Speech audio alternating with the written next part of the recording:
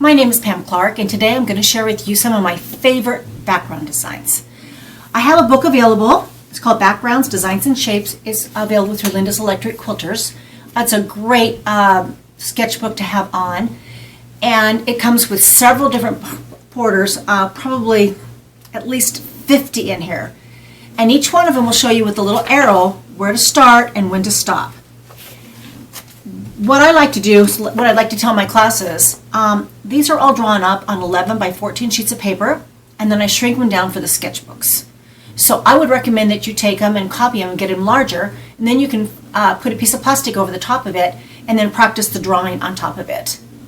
I'm not only going to just show you my favorite background designs, but I'm also going to show you how you're not going to get cornered in some of your blocks with your background quilting. And this is also for your side-to-side quilting. It doesn't have to just be background behind applique. I do this as an all-over design on my quilt, but I also do it on my modern quilts as well. I'm going to show you how to do loops and hearts and loops, and I'm going to show you how to do them and keep them really consistent. I'm going to break it down for you so you'll be very comfortable with it. And just remember, practice with a purpose, because only practice is going to make you get better. So let's go ahead and get started.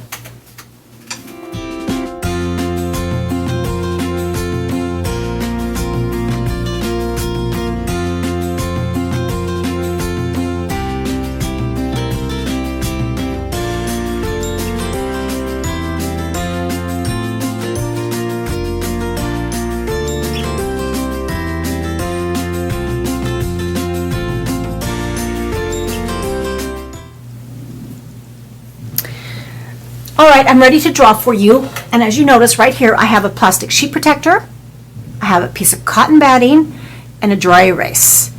And I really recommend that you practice on plastic first before you go to the quilting machine, because really you need to know the shapes when you get started. So the first thing that I really recommend that you learn to do are loops, because the loops are what we use for traveling. With our hearts. It's also with stars and loops, but it's also a way to get you out of tight corners.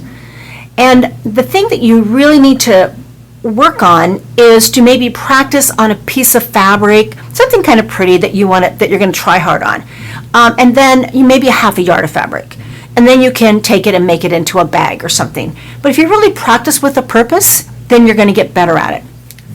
So the loop is this. You start right here, and I always teach it with like a figure 8. You go like this, you look like an 8, and then I want you to stretch it out.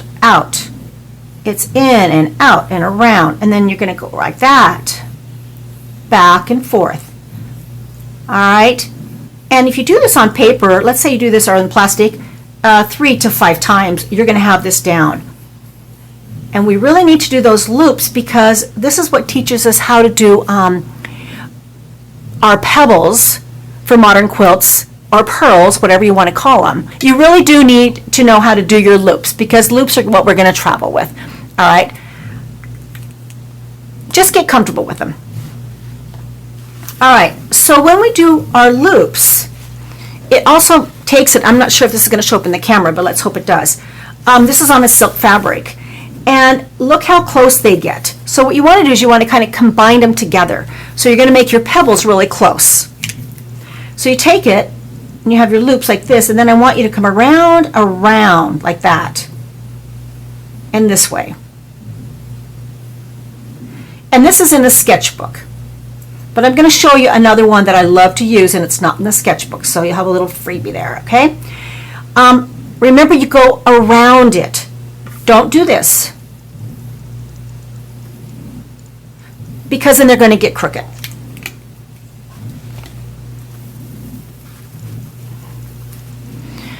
So the other loopy type thing I like to do is, it looks like this. We're going to do a loop like that, and I'm going to come around like this, out, here, and around, this and that. You can even do 3, it doesn't matter. But what I would like for you to try to do is, when you're working on your plastic, is to really try to look ahead, even with your pen, because that's how you're going to be quilting this. So kind of look ahead. Don't look right at your pen. I want you to look ahead, and you're going to be a lot more comfortable with it.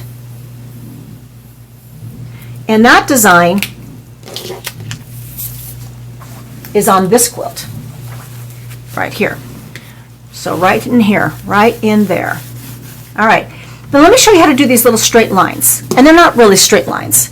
What you're gonna do is, if you're around an applique or something, but I would practice again, because this is a very, very common machine quilting for modern quilting.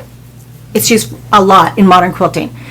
And if you can't do straight lines, then do wiggle lines, all right? But we're gonna do straight lines. We're just gonna come like this, back and forth. It's called matchbook, or matchsticks, I'm sorry, matchsticks. Back and forth. And you try to stitch in the ditch a little tiny bit, or on your border, like that. Or you could do like wavy lines like this, back and forth. Again, look ahead, like that. Here. And that's really easy to do. And it's just a nice all-over design pattern to work with, especially in our modern type of fabrics that we're using right now. All right, now let's get back to the loops again, because in some of my other tutorials, I showed you how to do leaves. And the leaves can be kind of confusing.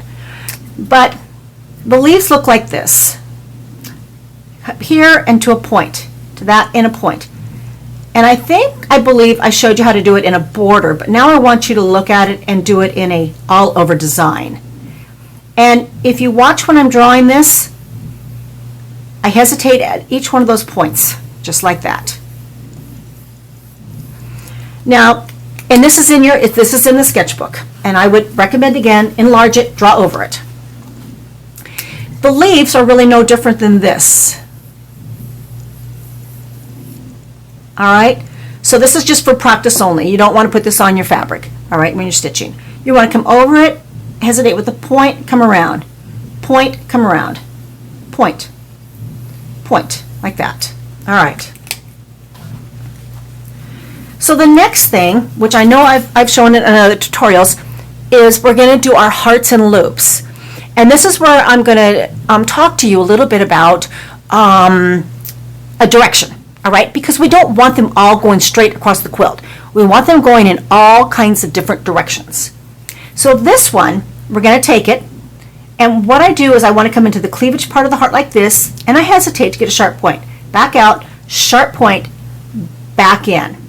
And then I'm going to loop and loop. So wherever this point is going into that cleavage or into that leaf, the heart or ivy vine, whatever you want to call it, is the direction it's going to go in. So if I took this and went like that, that heart shape now is going to go upside down, like this. I'm going to do a double loop, but let's say I want it to go into here. I'm going to take that and I want to angle. This part right here is going to put me into that corner right there like that. I'm going to loop and loop, and let's say we want to go in this direction. Then it's going to point there. And this is how you're going to keep yourself from getting yourself all cornered. Anytime there's like a direction, it could be holly, it could be feathers, it could be oak leaf, there could be all kinds of things like that. It's this little tail right here is going to be the direction that your design is going to point in. I realized when I showed you this sample of the Pebbles that you couldn't really see it. So I thought I'd throw this back in here so you could get a pretty good idea of what they look like. And they don't have to be perfect, because if you look at my stuff, it's not perfect. But guess what? It's done. And here's the other one. One of my favorites. So there's that one. This is all done on silk fabric. And then there's the matchstick quilting. Right, and then you can just see some other little quilting that I've done on this. All right, so let me go ahead and I'm going to draw up a couple more designs for you, and then I'll go and stitch these. My next favorite thing to do with this grid is to do clamshells. And this is small clamshells. And what I do is, if you can remember how I talked in my other tutorials, is a clamshell is as a half a circle. So this is 1 inch right here. So we're just going to go a half an inch up like this to here. I'm just going to do a few of these. I'm going to come up, and don't go past this line here. Back, up to this one, up to here. And that's going to keep you so you're nice and even. And then after a while, you won't even need to use these lines. The last design I'm going to share with you is Variegated Shell. and this is in your sketchbook, and so is the clam shells. The variegated shell, the easiest way for you to know how to do this, what you want to do is you want to do like a little hump like this. And you need an opening right here. And in my classes, and it looks kind of silly, I teach it this way, but you won't forget it. You know, I tell them it's like a little face or a little head shape. All right? So if you just remember that, and this is the neck, okay? So you want to do that. You're going to come this way, go like that, over, and over. Then the shape again like that, and over. To this one, over. So let's say I want to go over here, even though I've done my 3. This is how you travel. You're going to take it and go like this, because I want it to go in this direction. Or maybe I want it to come clear over here and do it that way. Because you don't want this all going in the same direction. And this is a great design behind applique, and it's also a wonderful design going side to side across the quilt. And I try to make them 3 different sizes, so I'm not stuck with just the same thing, because you don't want to have to worry about them all being the same size. All right, so let's go ahead and stitch these out, and then I'll take a couple more pictures of some of the quilting that I've done, so you can get some ideas what is in this background designs and shape book. So when I was talking about channel lock, this is my channel lock on my Vision, my Gamble Vision. This is my horizontal, and this is my vertical. I just push that and it locks my wheels so I can do nice straight lines. The same thing for horizontal or vertical, and I'll show you that when I stitch. All right, I'm going to show you the channel lock. I'm going to show it again because when I first did the first one, you couldn't see it. My hands were in the way, the machine was in the way.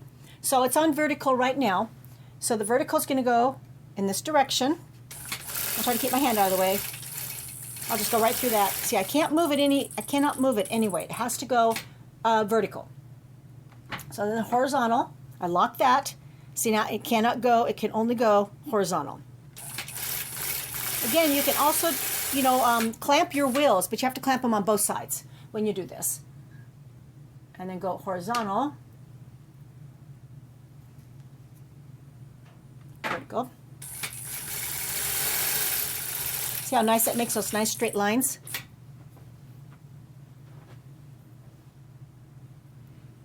So let's continue. We're going to go to doing our loops. We're going to do the pebbles, all right? And that's this one. You can come here. I took my channel lock off. And you're going to come like this. Get in there close. Trying to keep my hands out of the way. Remember all the way around it. And I'm using green thread. You obviously would be using thread that matches, all right? So match your thread color as close as possible as you can. I don't know if you could see that. Let me do a little more over here. Like this. And I'm sewing with one hand. Around.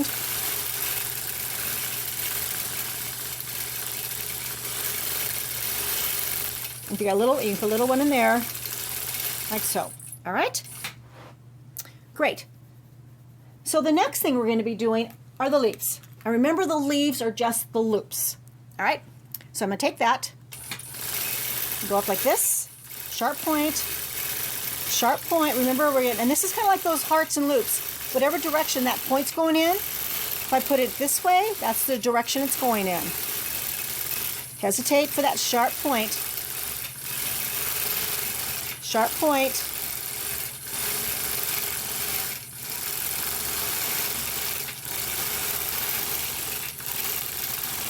See how pretty that looks?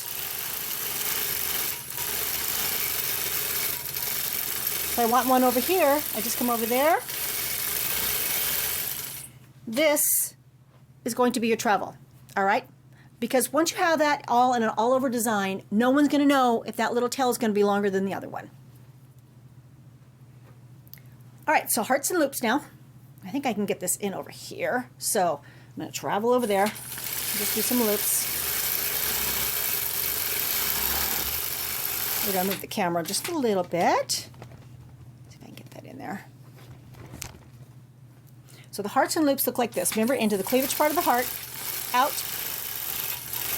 sharp point in. You're going to loop. This is a double loop. It's not like these other loops over here. Then if I want to go that way, see that direction? That heart shape's going to go there. To there. I'm going to loop. It's going to go there. To this one. Loop and loop. If I want to be upside down, come around like that. Sharp point. Inside. Loop and loop. This looks great. Like a little baby quilt for a girl. Really looks cute. All right. So that's your hearts and loops. All right, the basket weave. Let me go get my stencil. So Corey, you can edit that out because I forgot to bring my stencil over here. So I'm going to go get the stencil and show it that. I went ahead and did a channel locks rectangle, and then I used the stencil and chalked it in, and now we're going to do the basket weave. And I didn't channel lock these in because a lot of you don't have a channel lock. And if you just sew with one finger, if you've loaded your quilt straight, so I don't know if I've loaded my quilt real straight, but we'll see. Okay, you can also just go like this, just real gentle, like that. One finger goes all the way across. You can come down this way. Right there, just push it like that, and this way. You want to try to stay in the ditch, and sometimes I might come back this way. Here, oops, see, I was trying to drive the machine, so I got a crooked line, just one finger, straight, just like that. Makes it nice and straight, because our machines are set on a track. It's when we take both hands is what makes it crooked.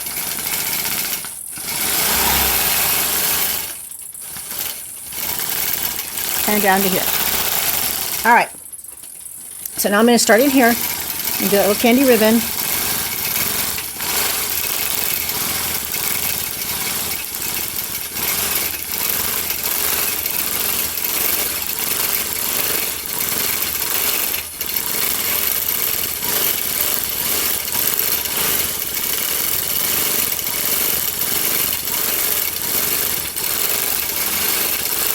Very forgiving, and like I said, I do this in you can do this in a 9 patch.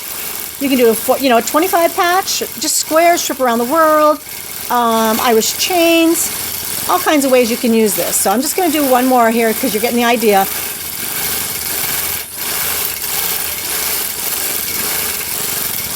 Because I want to make sure I get the variegated shell in here for you.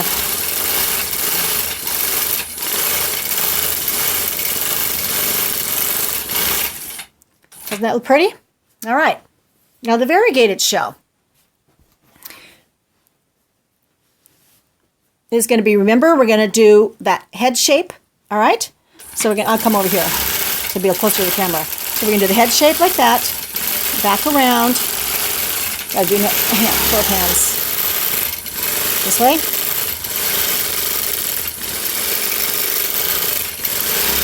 Here.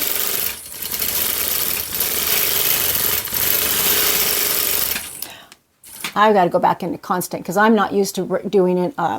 It's stitch regulator. I'm smoother and constant. There. There we go. If I want to go here, back. You can even go this way.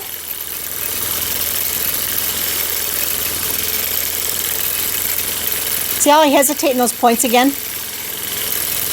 All right. I think you've got the idea. Practice with a purpose. Thank you for letting me share this time with you and my background designs and shapes. I'm sure you're going to enjoy that book with all the different designs in there that you can learn. The next tutorial I'll be doing will be working with flying geese and half square triangles. And I will show you how to draw those up and make them continuous. Thank you. Happy quilting.